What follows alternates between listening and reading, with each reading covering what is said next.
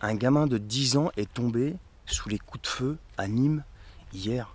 Et il a été victime de coups de Kalash, de rafales de Kalash en France, à Nîmes, en 2023. Dans un pays qui est gouverné par Emmanuel Macron et dont le ministre de la Justice est Éric Dupond-Moretti et le ministre de l'Intérieur qui était fier de son bilan récemment là, et qui s'appelle Gérald Darmanin.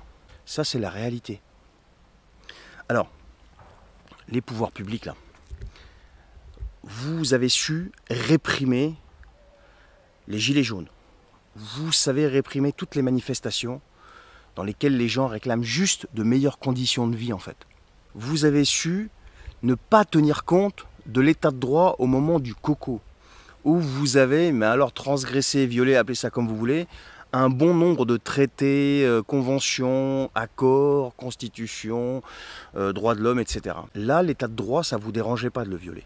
Mais pour vous attaquer à ce genre de types-là, qui ont des armes et qui rafalent dans les rues gratuitement, là, tout de suite, hop, hop, hop, état de droit.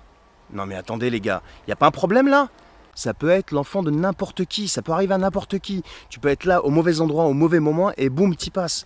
Eh bien, pour vous attaquer à ça, eh bien là, vous brandissez votre état de droit, votre justice, etc., etc. Je me pose une question simple en fait. Vous foutez de la gueule de qui? Vous êtes fort avec les faibles et faible avec les forts. Voilà.